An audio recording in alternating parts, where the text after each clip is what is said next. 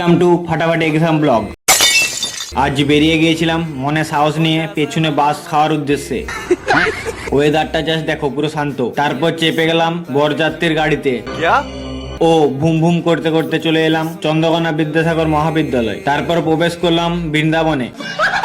তারপর বৃন্দাবন দর্শন করে বাড়ির পথে রওনা হলাম। নীল বর্ণের আকাশ দেখতে দেখতে গাড়ি থেকে নেমে নিয়ে নিলাম ম্যাঙ্গো ফ্লেভার আইসক্রিম এবং খেতে খেতে হাঁটতে লাগলাম। তারপর বাপি আসতেই চেপে গেলাম হিরো হন্ডায় ও বাড়ির পথে রওনা হলাম। পরদিন আবার বেরিয়ে গেছিলাম নিনজা থার নিয়ে। একবারে ডিরেক্ট চলে এলাম বৃন্দাবনে। এরপর বৃন্দাবনের লোকজন দর্শন করলাম।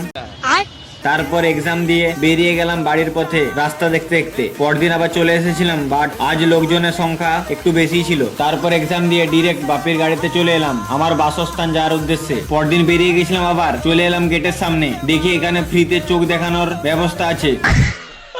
তারপর ভিড়ে প্রবেশ করে নিলাম। তারপর পরীক্ষা দিয়ে ডিরেক্ট চলে এলাম গাড়িতে। চলো আমার বন্ধুদের সাথে তোমাদের পরিচয় করিয়ে দিই। প্রথমে পিরিদা, শোভন, তারপর রাজেশ, তারপর চন্দনা, সেওতা, কোহেলি, কেয়া ও বৃষ্টি। তারপর হিরো হন্ডায় চেপে বাড়ির পথে রওনা হলাম। পরদিন যাবার সময় পিরিদার পেশির পাম্প দেখে নিলাম।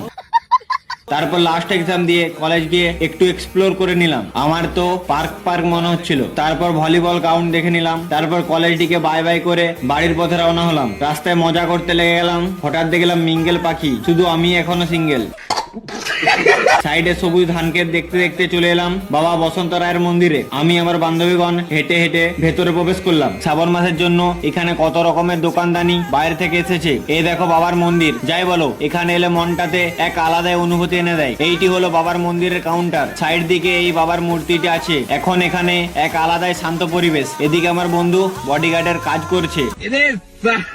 তারপর আমরা সবাই বেরিয়ে গেলাম বাবার মন্দির থেকে। তারপর গাড়িতে চেপে এগিয়ে গেলাম। তারপর চেপে গেলাম হিরো হন্ডায় বাড়ি যাওয়ার উদ্দেশ্যে। তাই ব্লগ শেষ। खत्म।